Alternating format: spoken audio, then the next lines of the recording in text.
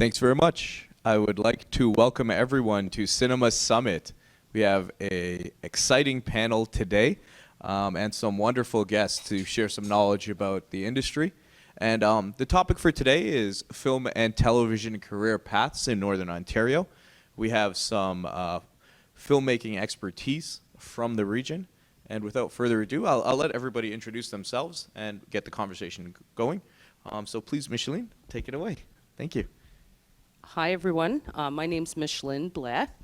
I am a casting director and producer here in Northern Ontario. I got started in the industry full-time about 10 years ago here in the North. Prior to that, I was doing all kinds of little side gigs and small projects around the globe.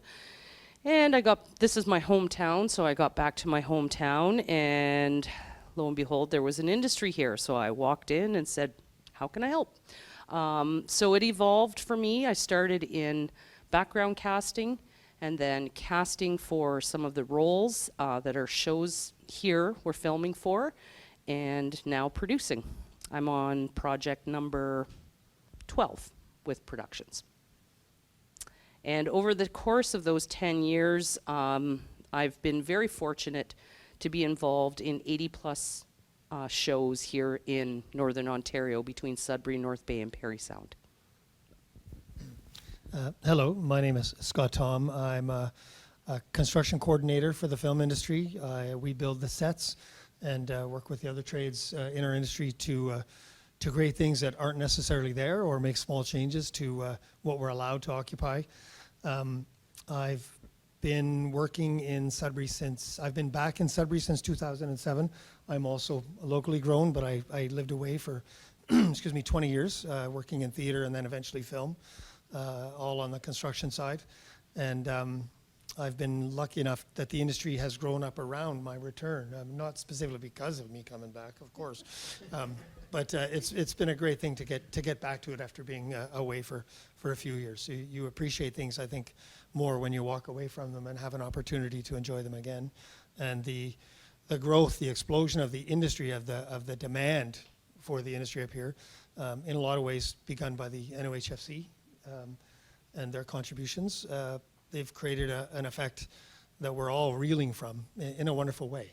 So I've been in film since 1990 in the construction end, and I have a number of credits in Northern Ontario as well.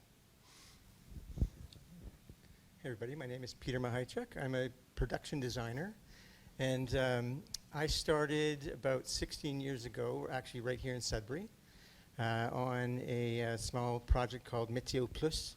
It's a French comedy, so it was right up my alley. And since then, I've been involved in over 45 productions, not all Northern. I've worked in LA, I've worked in Vancouver, Toronto, as well as Sudbury. And yeah, it's been a wild ride to see the industry grow up here. I mean, along with people like Thom coming back and myself, and you know, just seeing the industry revitalize itself has been really, really interesting to watch. Hi everyone, my name is Martin Smith, and I am not a Sudbury native. However, I've been here in the north for the last 10 years. I started by going to the Canadore College Digital Cinematography program when they first offered it 10 years ago. I was in the first graduating class of that program. An excellent program for anybody who wants to get into film. I'm just going to plug that. And then when I graduated in 2012, I jumped onto season 1 of Letterkenny, and Letterkenny has been my home for 6 months of the year for the last 7 years. I've managed to work my way up through the AD department, assistant director department, which is what I did for the last 6 years, and now I'm the assistant production manager on Letterkenny and Shoresy. And then in the other 6 months of the year, with the exception of right after COVID, where I did one Toronto show, I have done only Northern productions, and I have not had any time off. I feel like I was just here at the right time to hit this exploding industry, and Letterkenny is it acknowledges the talent of their crew, and they promote from within, which I don't know happens a lot in film, but it has happened a lot on our set. So I'm very blessed to have been able to move up on that show. Hence the plaid. I'm representing Letterkenny today.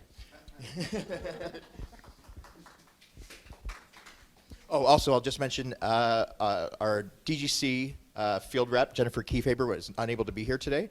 So I will also be representing the Directors Guild of Canada with some information about that, and if you have any questions about the Directors Guild.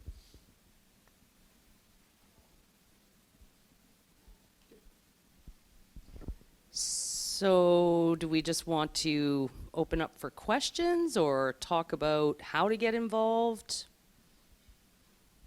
We have a small, intimate group here, so I think we can kind of leave that open. I think if anyone wants to ask a question or suggest a topic, just put your hand up. I think we all know each other pretty well, so we're also pretty comfortable just sort of flowing with the conversation. I think one of the things that that Samuel talked about in terms of the direction of this discussion was the explosion of the work that we have here, what's happened over the last, let's say, 5 or 6 years especially, culminating. This has probably got to be the busiest period, the last 3 or 4 months in Sudbury, North Bay, Parry Sound, etc., has been the busiest time I've ever encountered. We've got the largest group of committed people we've ever had in the film industry up here, and we still absolutely ran out of people by the end of June this year. And so the discussion would be, how do we find a way to find more people? How do we find a way for people to find us? We all represent different parts of the film industry, and there are some union ramifications. We're all union members, I believe you are. I'm Micheline? not You're union, but I work union shows. You work Yeah. in concert with union, depending That's on right. the project. And there, I think one of the directions we want to get to eventually also is to sort of demystify what that means. So if you want to start with sort of how you find people to work in your area of expertise. So, like I mentioned earlier, it's twofold for me. I started out casting, and when I started casting here in the North, the ACTRA membership, which is the Actors Union, for those of you who don't know, was about sitting between 150 and 200. And, calculating how many ACTRA members are now in Northern Ontario, it's sitting between 500 and 600. So we've had everything from non-union performers get upgraded, developing the membership for ACTRA in conjunction with 2 other casting directors in the North. And it really has created opportunities. What does it mean to get involved in ACTRA and on a union show? Over the course of the years, my company alone has hired over 16,000 extras for shows in Northern Ontario. So people will pick it up as a side hustle in conjunction with their already existing career. I'll be honest with you, casting for me was a side hustle until it exploded. I was working at the Northern Ontario School of Medicine at the time, and I was a part-time employee. And then it absolutely blew up, and I could not do both anymore, so I had to make that choice. And I'm grateful for that. With respect to finding talent, so the second part is actually casting of speaking roles. We have gone into communities, remote communities, just looking for that raw talent and seeing some potential to help people audition for the first time. I just had another one on a show we did here in Sudbury called Zombie Town. A young man was an aspiring young actor. He really wanted to get into acting, so I gave him a shot at an audition. It was his very first audition, and he landed himself a pretty big principal role with some big actors. So, these are the stories that get me really excited about filming in Northern Ontario. These opportunities are not as prevalent in some of the flooded film centers. People think they need to go to Hollywood to make it. Stay right here in the North and you might get discovered faster. So those are the little, the little tiny things with casting. With producing, same thing. I do union shows, and we reach out directly to the local unions to see who's available, who's around. And for us, it's been the busiest time this year, where we actually had the opportunity to permit a lot of new people into the industry and see that there are actual careers in film and television. There's a lot of transferable skills. And that's what people don't realize. Maybe you're an accountant by trade and you've never worked in film. We're desperate for accountants. So those are the little things that if you have a career path and you're not sure how to get into film, these are the people to talk to. Yeah, thank you. As well as being a construction coordinator in the industry, and I need to typically build a team for every project that I get hired to do, I'll start with members of our local and people that I'm used to working with. But at a certain point, we usually max out who's available from that source. And depending where we are, in North Bay, in Sudbury, in Parrystown, in Mattawa, there's always a need for local finds as well. Based on proximity, based on skill sets, we'll always expand beyond what the box might be that you picture as we've got to go to the union and get 3 guys. That doesn't work for a chaotic and the kind of industry that we have. Every project is its own live animal, and the demands and the desires will kind of expand to fill the box and more.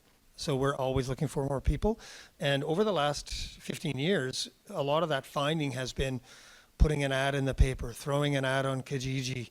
There are better and worse results that can come out of all that. And we do advertising blitzes, and we do have support organizations that support us, like Scion, like the economic development officers from the cities that we work in, from the centers. We have really good relationships with them. There are employment agencies that we've had discussions with, but it really, the hard part about enticing people to come into the film industry sometimes, especially in the trades, is finding people that want to do it, work at it for a month or 2 on a project, and then we are seasonal as well. So in the winter, it can be absolutely dead for 6 months. We phone those people again in the spring when we have a new project, and they're doing something else. Because everybody's job is, if they're working people, is to go to work.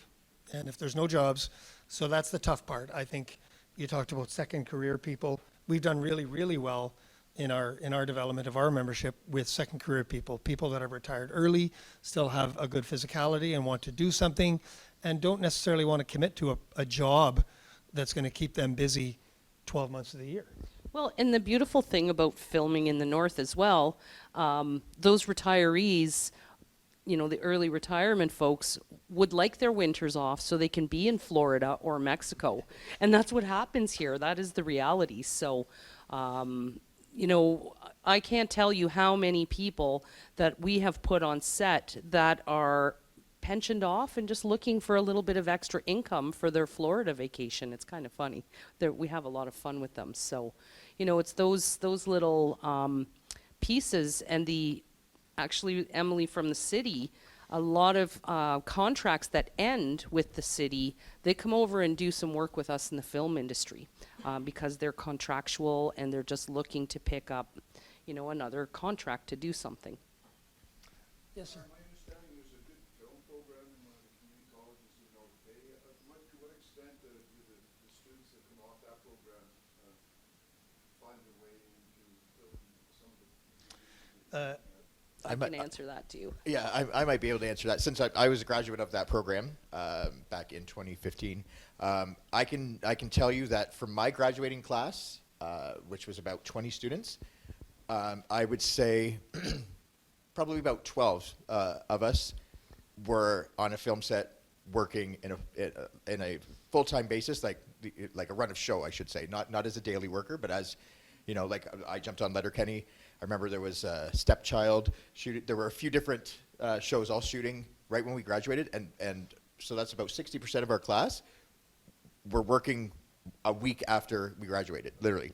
And then I can also say, just from over the years, that's the first place that I go when we don't have any DGC members available, like for our AD department and such, is I contact my old professors and I say, okay, give me your shining students' emails. And I've probably pulled, well, I can say me personally, over the years I've pulled, I'd say at least 10 who are still working in the northern industry, like just from that program, not knowing them, just going off the the professors' recommendations. I know in North Bay, the North Bay shows are pulling from Canada, or especially right now, because as they've told you, it's the busiest we've ever been. And it's been crazy to actually be able to fill our film sets. And that's one of the places that all the North Bay shows, and that's 3 or 4 shows ongoing this summer, they were pulling from that pool as well. I know, so it's not just myself. It's everybody says you don't need to go to film school to work on a film set. However, the connections that I made, I would not be where I am right now had I not taken that program, I will say. It gets you the structure, it gets you sort of like the mentality of a film set, because it's not like any other job, as we all can attest. It's not your 9 to 5 in the office. It takes a while to wrap your head around it, and that I feel like the program really prepared me at least for it.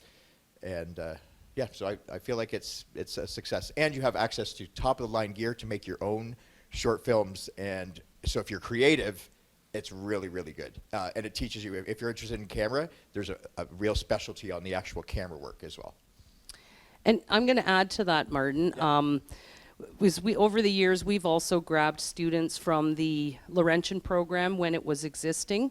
And I will say too, to the North Bay program, most of us who are based in Northern Ontario partner with the secondary, post-secondary institutions, and we hire those students during their summers so they can get some experience, and then once they graduate, they're offered positions. And it gets, those summer placements, those summer film set experiences, get them workforce ready and ahead of the others in their classes.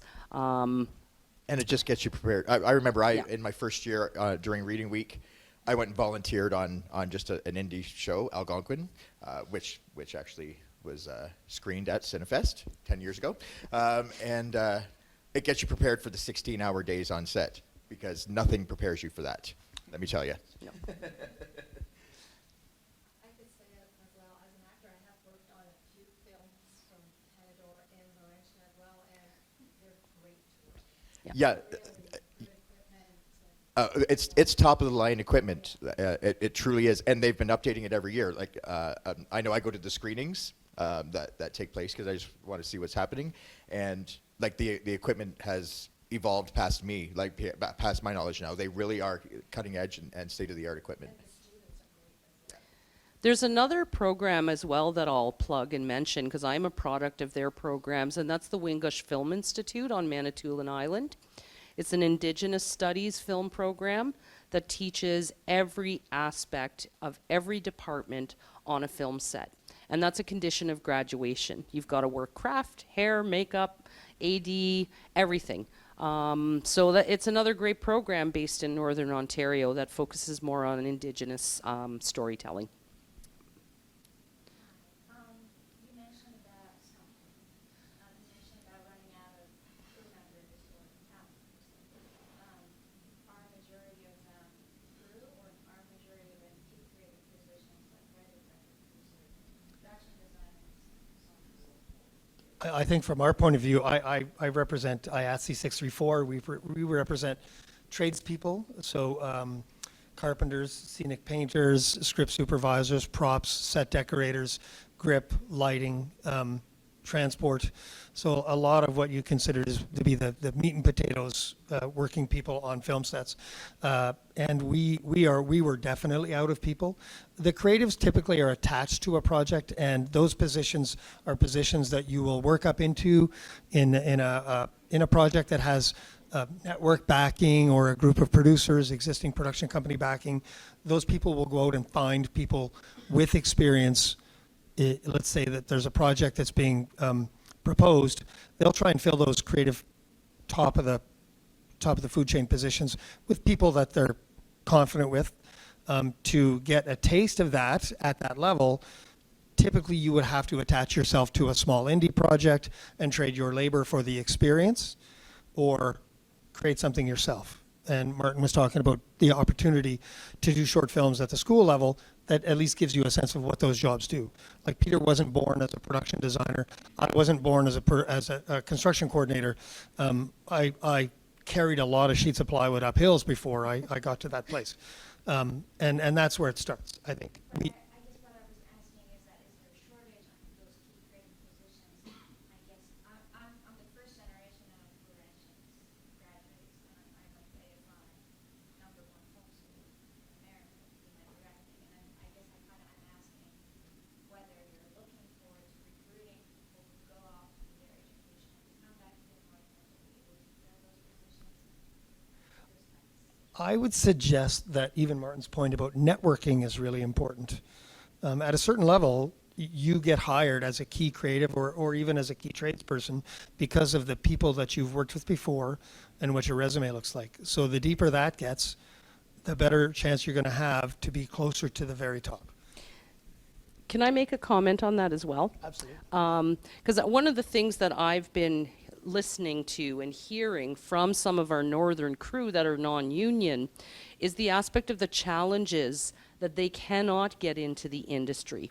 They have to start at the bottom, but they've been doing a ton of indie projects, and they have a real, I'm going to speak specifically for camera operators and cinematographers and stills photographers and some of our key creatives. And that is one challenge that the Northern Ontario talent base is faced with. And I guess the question, I'm going to ask this question for anybody in the room, is how do we help these creatives get into the union without having to start at the very bottom as a trainee? They're past the trainee stage. And is there a way in terms of union representation that they can do that? Well, I can speak to Local 634. There is a clearer path for us. We're very open to taking people with, and we've tried to figure out we've only been organized for 6 or 7 years now, and we've been sort of writing our own structure as we go and trying. We're locally organized here. We're part of an international that goes across North America, but each local is managed by its own executive board, and we make our own rules. And every person on our executive board is from Northern Ontario. We elect from within. We write our own policy as much as we can. And it's the greater part of how we organize who gets in, how they get in, why they get in, how they're allowed to work, a members versus permits policy. We are totally in workforce development mode, and we have been for 3 or 4 years, reaching out to the post-secondary institutions to try and get communication with the film schools so that the students are aware that we're an option.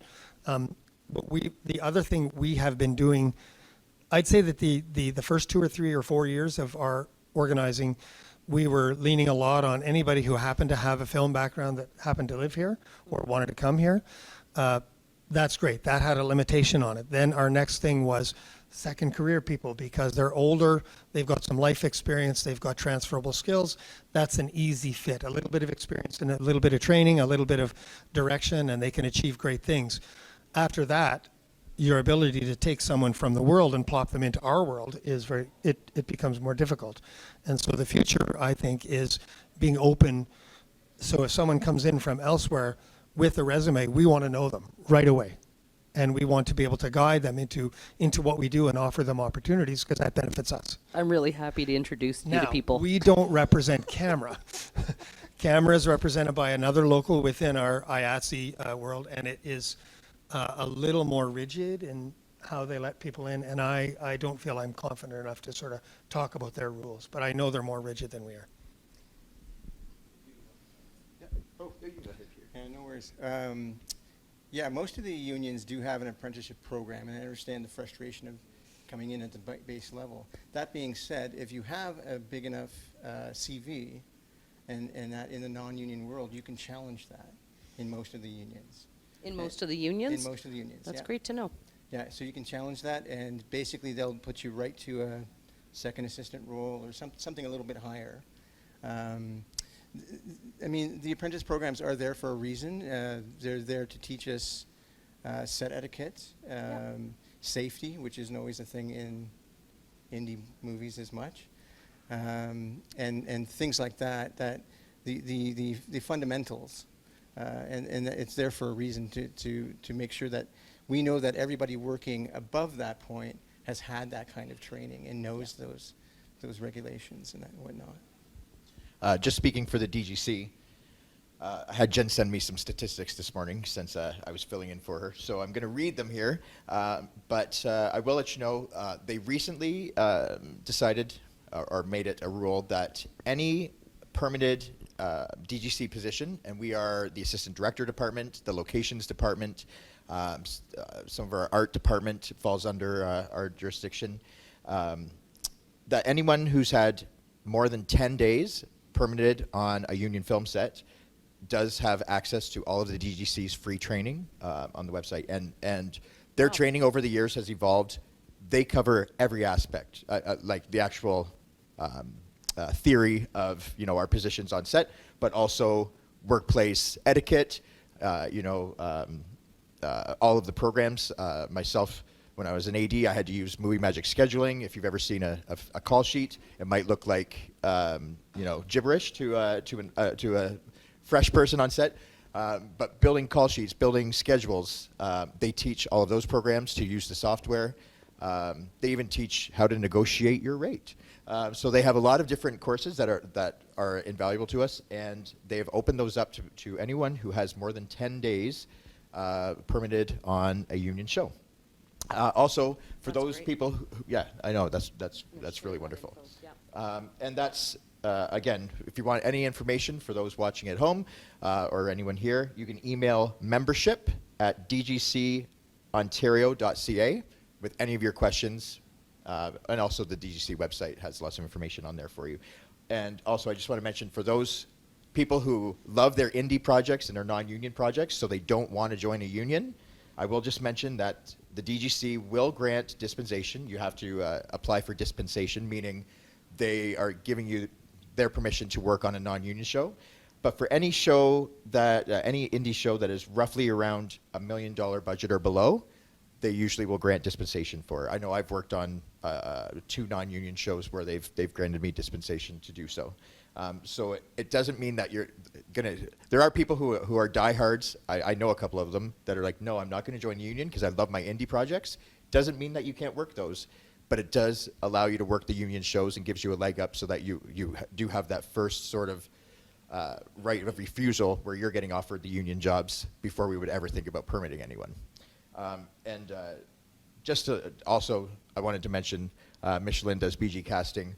I know for myself in this busy time, the BG are where I've actually pulled people from because when the college had no more students to offer me, the BG who just are the ones who know how to be quiet on set, always seem attentive, and we get to know this because we spend 14 hours a day with these people. You get to know sort of like the keeners, I want to call them, and right now on Letterkenny, I have 2 that were I always call them the BG All-Stars, but they were ones who I got to know, and so they are now working in the AD department for us on Letterkenny because we found ourselves with a need for ADs because there were so many competing shows all of a sudden.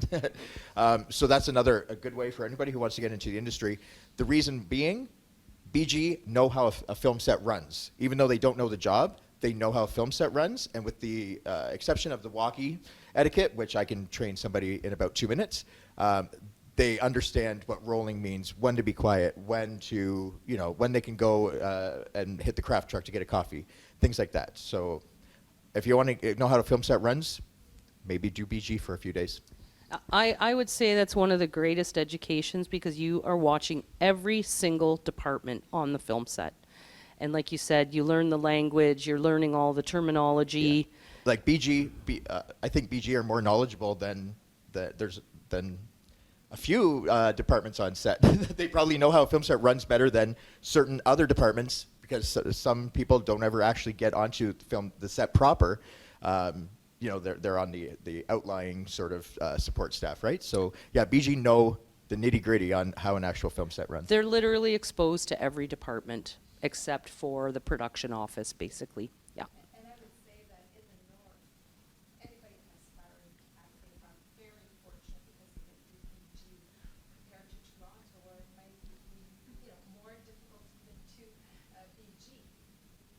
Yeah. Here, even you could speak to, the website on Facebook, even all the sites, know the sites you can go visit if you want, to submit your. Well, I will say, of the 500 membership for ACTRA this year, it was tough to fill ACTRA spots on sets. Everybody was working, and continuity and tier A shows, which are higher paying shows, which is great for the membership who was up here. So there's a couple of sites. There's a Background Actors of Northern Ontario. Just the social media pages. I can't think of all of them right now, but if you search in Northern Ontario, I think we had 6 shows going at once this summer that are still going right now. There was some long-running TV series, and it really, really was busy.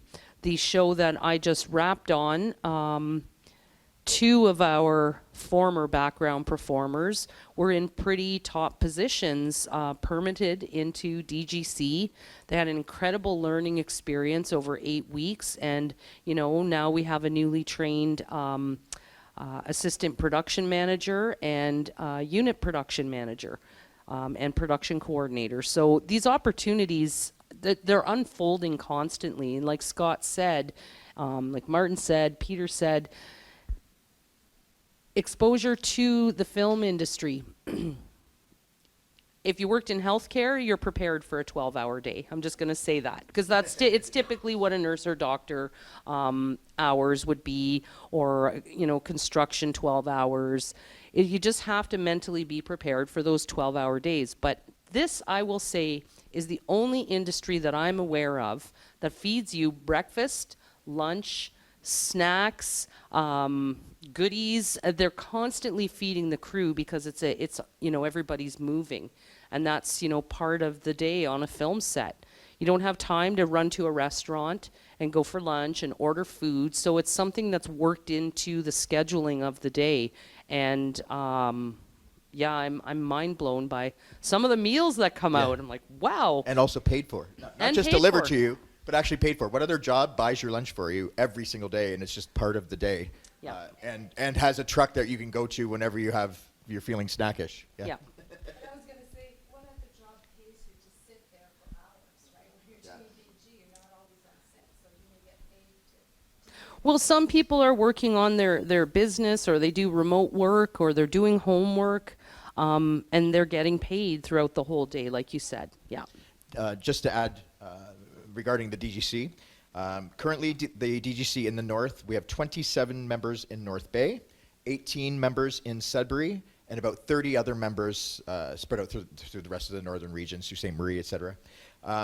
But one other thing that I didn't even know that Jen informed me of today is you can call the DGC office, speak with the membership department, and ask to be put on a northern permit list. That northern permit list just is you saying that you're available to be a permit to come out. And I was not even aware of this. This is great.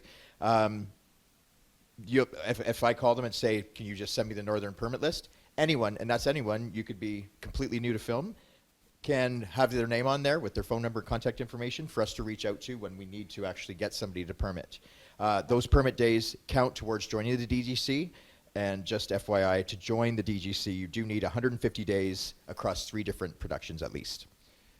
There's also the apprentice program, like Peter was mentioning from the other unions, the GAP program. That I didn't personally take the GAP program, so I can't speak to the particulars of it, as I don't want to misspeak. So, but you can find out about that at the DGC website as well. I just wanted to explain something real quick.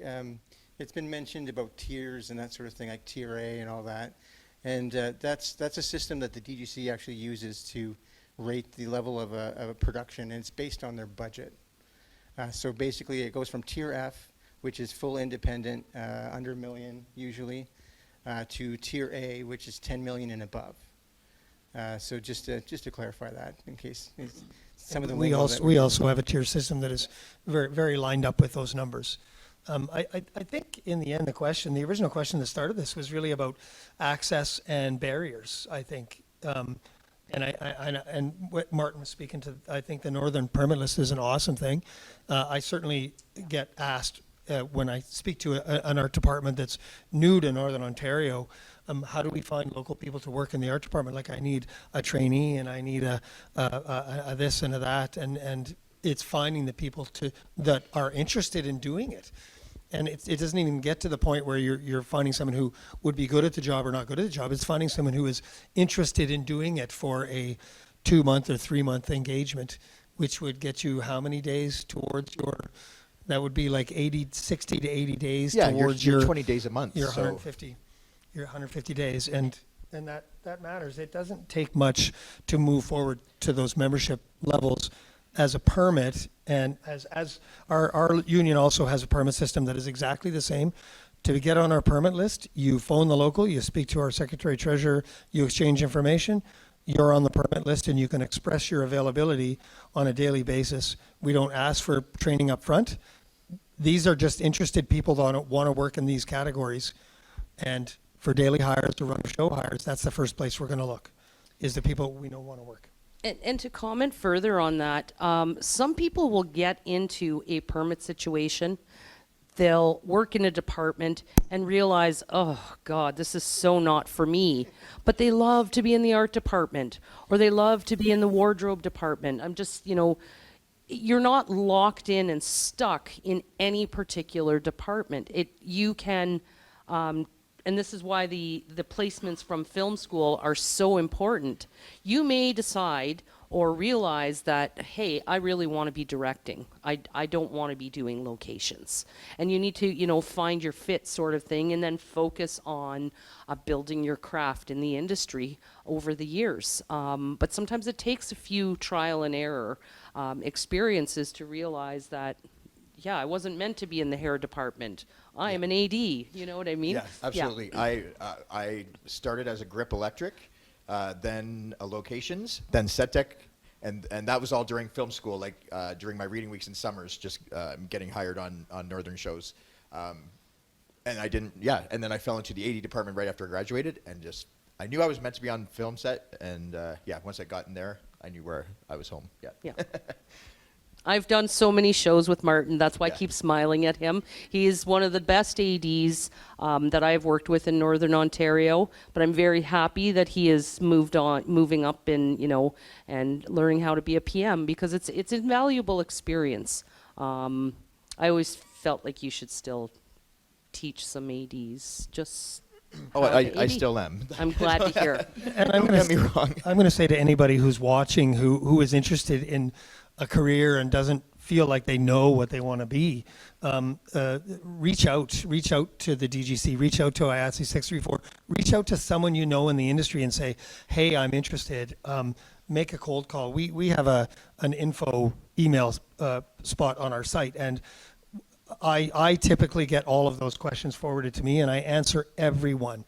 And I'll always have a conversation if someone has a question. It'll be a phone chat. I want to know about you and ask more questions. And we've had people that have phoned out of the blue that are now working in the industry because they just asked the question. They didn't know anything, but they found a place to ask the question. They asked the question. And if I couldn't answer it, I could refer them to someone, one of my contacts who could. Because we know we need more people. We know we want people who are enthusiastic and interested. That's the first job. That's the first line in the job description. You have to want to be here. After that, we can pretty much teach you the beginnings of your path after that. And I think 2 skills are absolutely paramount in this industry and essential. One is listening, and one is communication. That's the second one. You have to be able to listen to instructions, and you also need to be able to communicate. That's how the wheel moves on a film set all the time. So if you have those 2 skills, you're teachable, you're trainable. There's so many different areas that you can get into. Yeah, I was just gonna say, I tell all my friends, and whenever they've been between jobs, once I got in this industry, I feel like there's a position for every single personality type in film. Agreed. And I've gotten many friends into film, and they're there now, because some people just like to drive. So they're drivers. Drivers make great money. They work long days, but they make great money, and they're just driving. But they're still a part of that industry, and then they get 2 months off in the winter to go vacation. So there's something for everyone, I feel like. We'll do, is it okay if we do questions in 1 second? I just want to add one more thing so we don't miss it. With regards to the unions and across the board, you know, I heard you say like the dispensation is available. Don't be afraid to step into the union. The benefits of being involved in the unions as well are benefits, healthcare benefits. A lot of them have a really amazing pension plan. There's health, dental, there's support systems in place when, should a family member pass, like there's so many training. reasons. And training. Paid training for licensing and certification for us because we use special equipment. So we've got a training fund that we're trying to spend every day. And thank you, you supported our production just recently, so with training. Totally. We want more and more trained people to be able to offer to productions to continue that relationship and make everybody happy at the end of the day. So. Yeah, just to add to what Micheline said, DGC has an excellent health plan. I can speak to it personally. They also offer free support through counseling, mental health, etc., through LifeWorks by Chappelle. And for minors who get involved, young kids, I'm going to speak about ACTRA, they have a trust fund set up. So, you know, that myth about, oh, they're just, you know, using their kids to make money. No, they can't. ACTRA takes a percentage of that money and puts it away in a trust fund, protecting the child performers so that they can access that money later on when they turn 18. We ready for questions? Yeah. Gord. I've been doing background with Micheline and other casting agents since the Schneider movie came out. It's a long time. And that Been a while. long period, Yeah. I still haven't got ACTRA status. I've worked as a stand-in for the lead actor in one production. I've driven in another production, or a few. And I'll tell you a little bit about myself. I'm an established Canadian artist. My work is known coast to coast, especially through the automotive industry. And I've also built 5 houses for myself. I restored 5 classic cars. I have a lot of skills. And, you know, Martin, I think I've showed some of my artwork around. You definitely have, yes. Yep, Yeah, it's amazing wonderful. work. Yeah. Anyway, I would like to have worked in construction, you know, because I have all those skills, right, and the artistic. And I've been guest columnist with Sudbury Star and Northern Light over the years. I'm a good writer. I have very good writing skills, communication skills. And I've kind of bypassed all of this. And my buddy Kevin and I we met working background, and we took all the knowledge that we learned from observing in a background and just self-educating in the industry to the point where now we just started up a new movie production company, Shattered Home Films. We have a project that we're hoping to get rolling soon. We're working with Kevin. And anyway, I just kind of thinking back, you know, it's my own fault that I didn't make myself known to these people in the industry that probably would have benefited immensely by getting involved in different aspects. Can I make a comment, Gord? It's never too late. And any dream will do. No, seriously. When that's right. That inner inspiration is still there. And if it's, you know, sometimes it's just timing. There's nothing wrong with following your dreams later on in life. And, you know, maybe still becoming an ACTRA member or getting involved with the unions. So I just wanted to comment, no regrets. It's from this stage forward now, right? But also, the squeaky wheel gets the grease. So you were saying maybe you should have, you know what I mean? Like, trust me, if you want to do it, let somebody, if you're there as background, you're going to be interacting with the ADs. Get your name known. Get yourself noticed out there, because we remember those things when we're in a pinch and we need to pull somebody in last minute. Yeah. Devin. Yeah, Peter, can you speak a little bit, we're touching on it briefly, but your experience led to a few different businesses in the industry. Peter, your background has led to a few different businesses in the industry and connection. Can you speak a little bit to how that came about in your career, or how you ended up going from, starting out to now, you're basically producing your own things and having like a whole separate set of career going on. So yeah, just please speak to that. Sure. My background coming in to the film industry, I had a previous life, and it was in the museum exhibit industry. So it's still designing environments, and it was sort of the same skill set, different industry. But amongst that, I had my own businesses.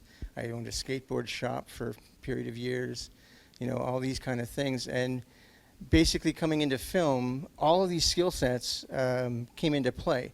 And just to the extent that, like Devin said, I am producing within the next spring, actually, for the first time. So that'll be an interesting run. And yeah, all those life experiences can be utilized within film. There's different aspects of film. Gord, you definitely could be used as a concept artist, we'll say, doing that kind of work and that. One of the dependents on that is your speed. Concept artists tend to be very quick at what they do and that. But again, I've seen your work, and I know that it's good, and I know that it could be utilized within the industry. So it's utilizing those past experiences. I don't know if I answered your question at all. Somewhat? You want me to expand? More directly. I think he's saying blow your horn. Yeah. Just get it out there. Because of the studio as well and some of the other things. Right, yeah. Basically, I saw opportunities up here, and in the last couple of years invested in a building, so I have my own studio space, and to grow my own productions, and to basically keep the work here, and keep the initial work here, the writing, the directing, all of it be Northerners, as opposed to those key creative positions coming in from outside of the region. And that's sort of the direction I think that the industry is going now. That's going to be sort of the next step for us, is to foster these creative positions.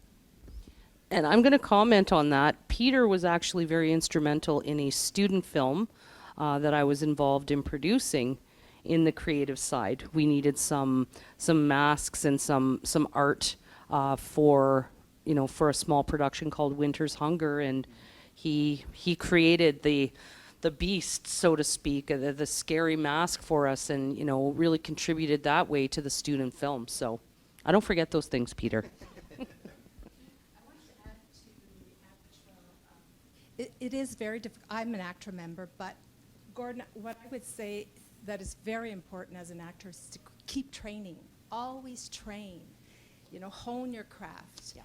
It just doesn't fall from the sky. You have to really train and connect and create your own projects. When times are slow, then, we've done a few short films. Just produce and create. Didn't you win a couple of awards I have, recently, Lillian, yes, for your... for two of our short films. two of And your short films. Dustin is also my my technical guy here, who films very good and editing. But yeah, just create and have fun, right? You don't always have to be on set to create, I guess is my point. Well, and further to the ACTRA membership, so there's basically two ways to get into ACTRA if you are non-union. One is to get a qualifying permit, and that's with a successful audition, and you get hired for a production. And the other way is to put in a lot of hours on set. So I believe I can't remember exactly, I think it is 16 vouchers at non-union, and then you can sign up for what's called the AABP program. And that's the slow route to ACTRA. Once you sign up for that AABP program, you're not a union member yet, but you are now accumulating hours towards the apprentice program. And you need actually 1,600 onset hours to be able to sign on to the apprentice program. As an apprentice, you're still not a member, so that takes time as well, right? But that's the the basic way. If you're so determined and your auditions are not successful, that is a way to get into union membership as well. And I would say also to not take it personal, because in Please acting don't. we do so Please many don't. Yeah. auditions, and sometimes it has nothing to do with your acting abilities. It's really just you're not the right fit for that role. 100%. Yeah, and a lot of it too is, creative direction. You might be your audition, and I try to give feedback over the years for auditions. Your audition might have been fantastic, but creatively it's not what the production is looking for. The director even might have loved you, but if it's a network show and the network doesn't sign off on it, again, your director's pushing, I really like this actor. The network has said, no, we want somebody different. So there's a lot of challenges with that. It's really, I appreciate you saying that, don't take it personal. And, I always tell people when you leave the audition, leave it there. Don't dwell on it, don't think about it, because it really, can put you in what could I have done better? You nailed it. You did a great job. Yeah.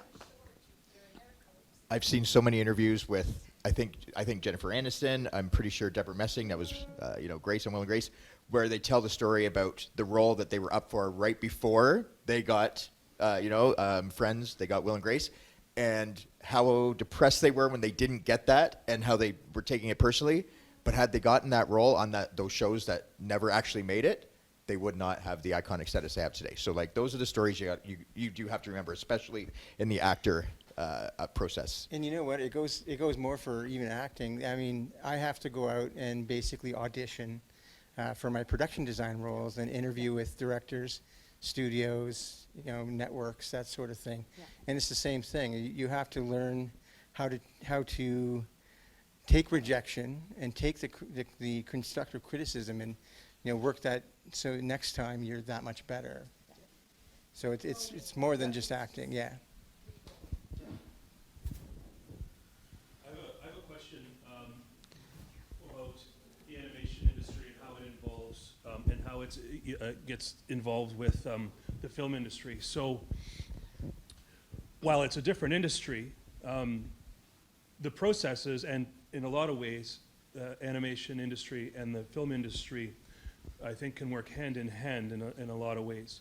Do you think that there is an interest or a demand for animation service in Northern Ontario, or do you find that you're constantly, for a commercial project or a series project or whatever, do you find that you're forced to send a lot of that work to service studios in, say, Southern Ontario or outside of our region?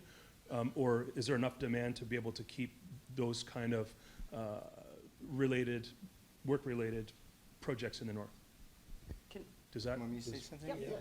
Yeah. It depends on the aspect of animation. Like definitely if it's something like motion graphics, there's a high demand, extremely high demand right now for that sort of thing up here. And we often have to either sub it out to or bring somebody up from down south to work on that. For animation itself, that's another animal, right? Yeah. I'm speaking specifically about like television production animation, like producing, creating, scripting, storyboarding, designing characters, environments that you would, for show projects. I mean, you see it in commercial applications, you see it in television show applications and things like that. That's sort of what I'm speaking towards specifically. I think in Northern Ontario, animation is in infancy stages right now. But, I can speak for myself. I have a couple of projects in development for animation. Cambrian College has an amazing animation program. Right? Right? And Part-time, but And there is also an established animation studio here in Sudbury called Gallus Entertainment.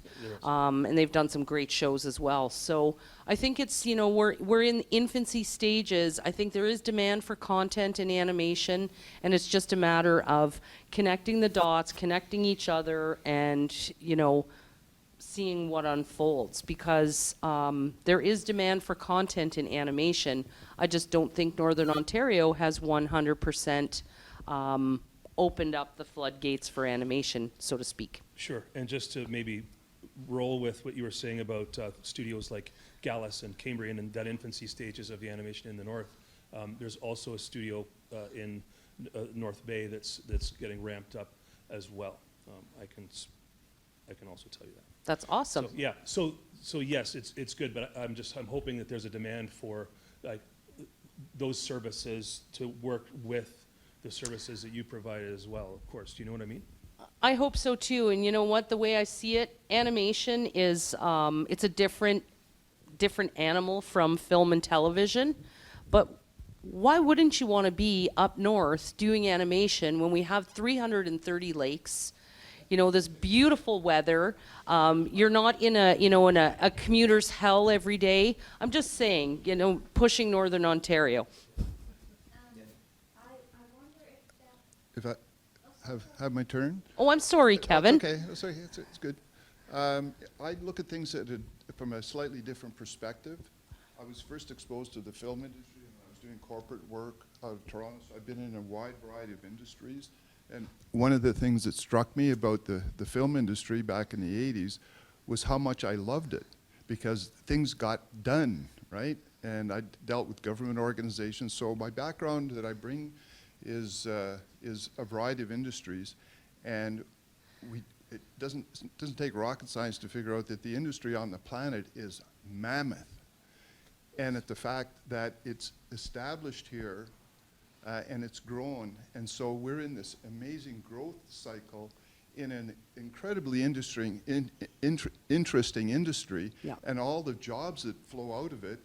And so I think that dynamic by itself is quite incredible for us to be standing here in Sudbury, Ontario in 2022 with the opportunities that are present here, and we're beyond excited about the storytelling.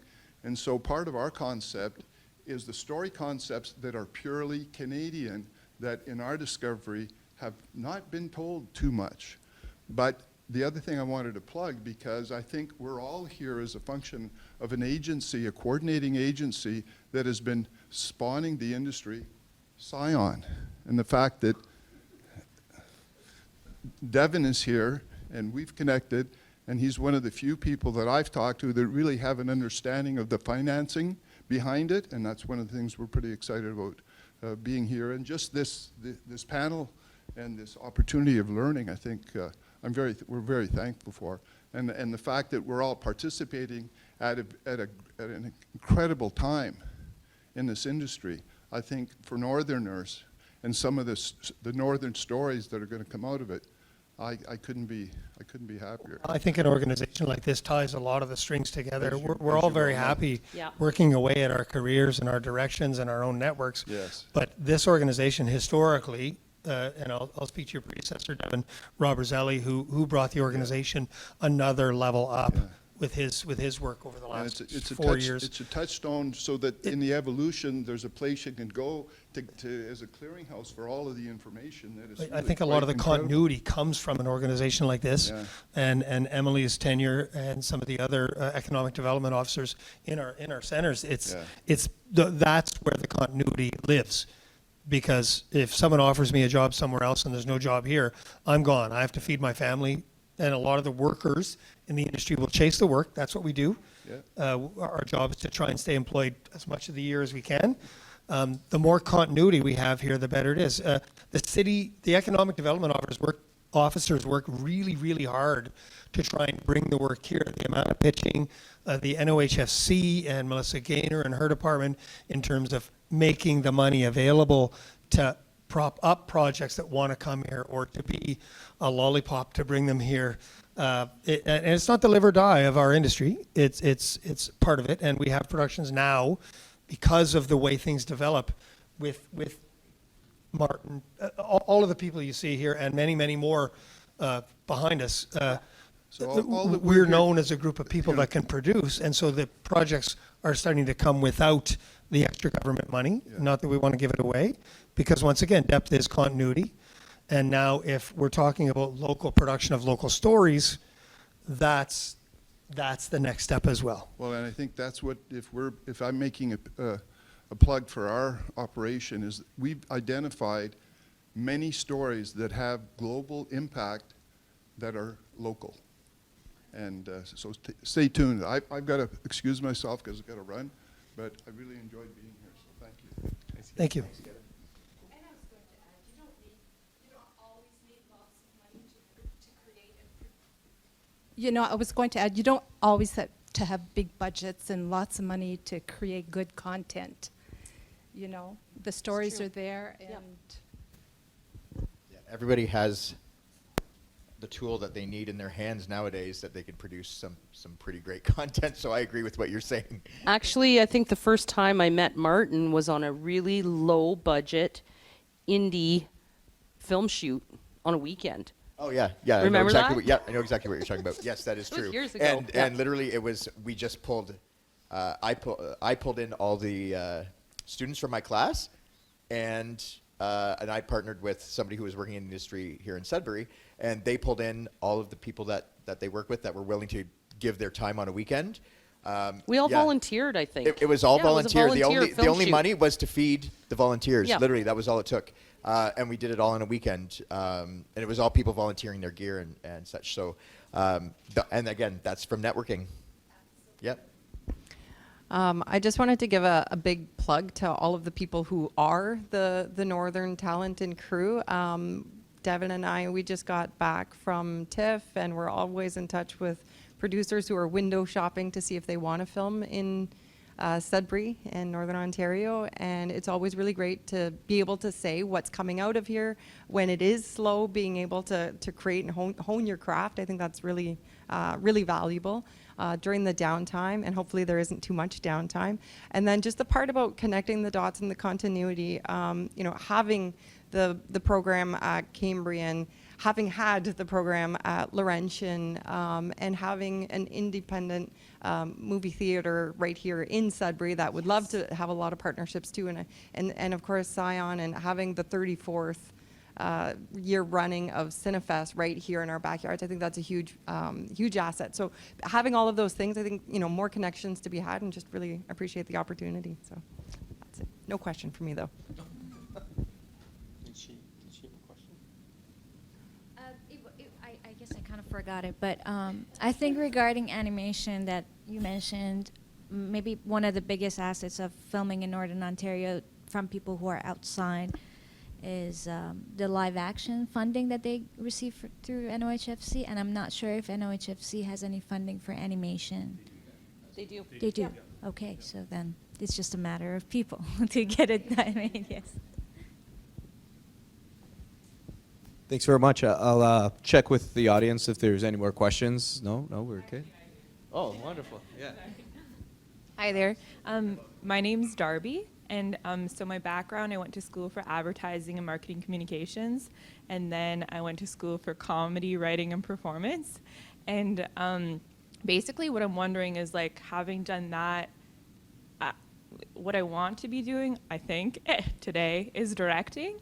And I'm just wondering what would be the best angle, like, to get it into the industry for that?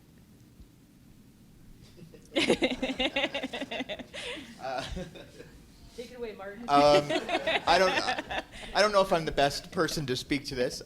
You know, I am a member of the Directors Guild of Canada, Yeah. but and I'm in the Assistant Directors Department. I feel like, and this is just coming from my own personal opinion. It's not. I think the best way, if you want to be directing, is to attach yourself, find a project that you're passionate about. You know, a great script, or write. If you said you took comedy writing, so write yourself a great script. Basically, I feel like directors. Somebody told me once, you need to just identify yourself as a director from the get-go. Some people think working up in the AD department. I personally don't think that's the best way to get to directing. I think it's a great way to get to producing. That's sort of the route I took. But I think the best way to direct is to direct, like to attach yourself to those projects, starting with short films, getting some work out there so that people can see the work that you've done. Cinéfest has they accept short films. You know what I mean? So like, get yourself, even a short film, get yourself noticed, get your name, maybe get an award behind you, and then I feel like doors will open for you. Do you know what I mean? That's just my own personal opinion. And I think the closer you can get to a working director, and once again, we're talking about starting at the bottom or trading your time for experience, a personal assistant to a director, find some way to get on set and watch people work. And any way you can to get on set. The hardest thing you can do is get on set that first day. And really, from what we're talking about, it's not that hard right now. But how close you are to the camera might be the difficulty. So finding a way to get yourself close to that position you want to be, and to be in a place where people will let you watch. I will, just to add to that, I will say I've been on several productions where the director has brought on a director shadow, just to shadow them on. I don't know the official process to get to do that, but I would say, like I said earlier, the squeaky wheel gets the grease. Go on the Scion website, see the Northern productions that are listed. They always have a contact. Contact that production and just say, would you be willing to take on a director shadow?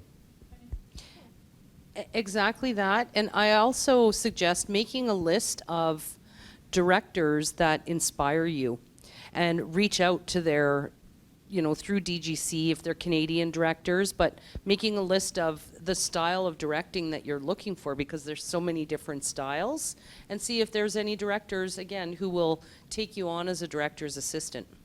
Yeah. And I'll also just plug the DGC website, because it probably has more knowledge than I personally do.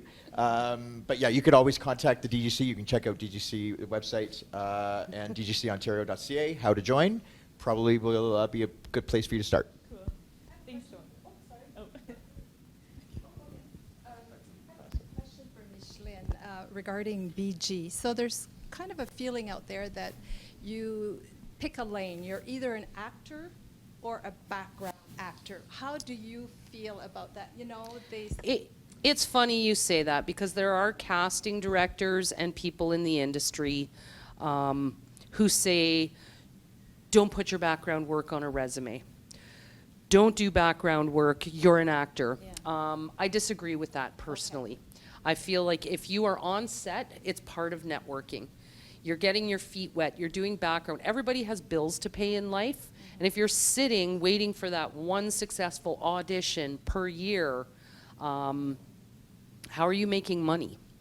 So I really feel like it's right place, right time. I've had it happen to so many actors on set in Northern Ontario where they were doing background work, and all of a sudden they've been given a line and they're upgraded and now an ACTRA member. The director noticed them or an AD noticed them. So yeah. I want to agree with what Micheline is saying. I've also heard exactly what you said from many people. Yeah. And watching TV, you don't see Brad Pitt in many shows doing background prior to his career. So I've heard a lot of people saying this. However, there are actors that I've seen doing background before they've hit it big. And, yes. And I love that, just going to say. And secondly, you have to pay the bills. You hear about all these Hollywood actors that are waiters while they're waiting for their big break.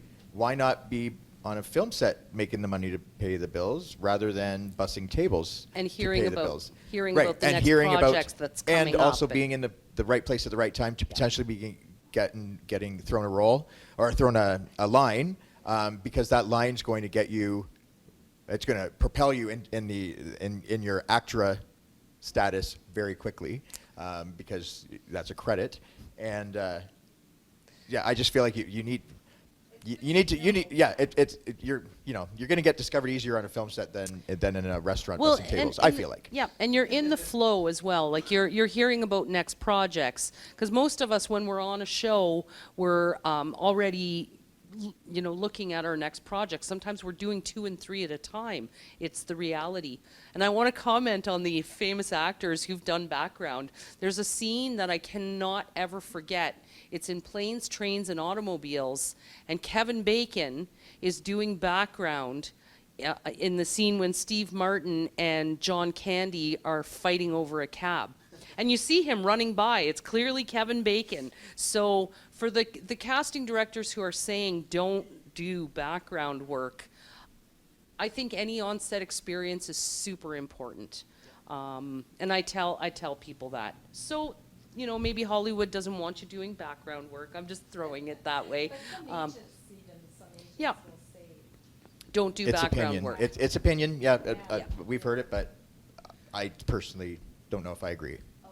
So that's my opinion. I think it's important. The more experience you get on set, the more amazing you will be and more comfortable when you come into the audition room. Because it's also educating you at the same time. When you get to be on set, and here's a perfect example. We had the wonderful Dan Aykroyd, Chevy Chase in town just recently. You get to be on set with these 2 actors. You are watching and honing and actually learning more about your craft and watching their style. And I think it's very important to be exposed to those actors. You're not having to pay for an education. We're actually paying you to be on set and watching how they act. So I look at the education piece on it. Yeah. And I would say that advice is clear across the board. If you can get on set, if you can find a way to do anything on set, and then start to work towards what your eventual direction is, it could be what you thought it was. It could be something else. We've had people who decided that, like Martin, wanted to be a grip, and after a little bit of gripping, didn't want to be a grip anymore. And there's other things. Yeah. You'll find your fit. There's lots of jobs. It's Once just you've a gripped start. for 16 hours in pouring rain in a forest, but you know what? There's people who love it, so I'm not dogging it. It just wasn't for me. I just want to reflect on something that an experience I had working at BG. We were in a restaurant downtown, and they were changing the camera angles and moving tables and so on. And we were told, don't get involved with the production people. Just do your job and keep quiet, right? But we shifted these tables, and the one table that we were at had a different candle on the table than the rest. And when they shifted the tables, they didn't bother. Somebody missed Continuity on continuity, missed moving it. So I spoke up and said, look, this is, I noticed this candle needs to be moved as well, right? And they said, oh, thank you, So anyway, I don't know if it's just me, but I'm a stickler for details, and I think that shows up in my art and building,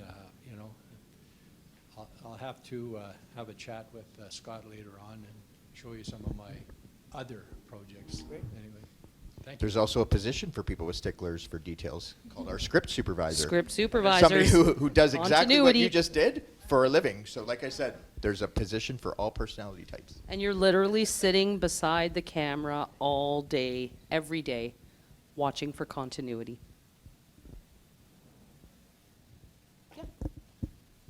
So I guess, as we say in the industry, that's a wrap.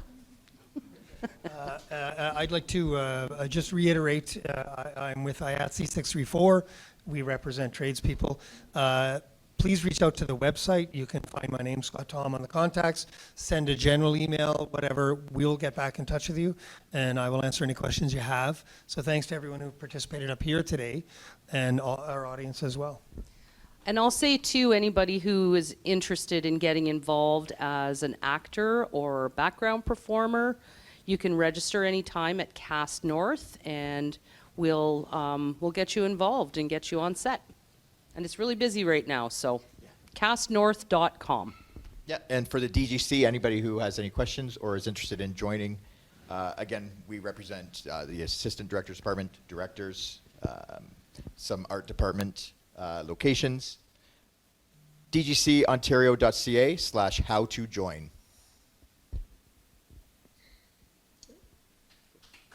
Peter, where do they find you? I said, where do they find you if they're looking for an awesome production designer? Just go to mahaichuk.com. That's where you can find me. Mahaichuk.com. Yeah, you got to spell it. I think there's a website. It's called How to Spell Mahaichuk. That's right. I think so.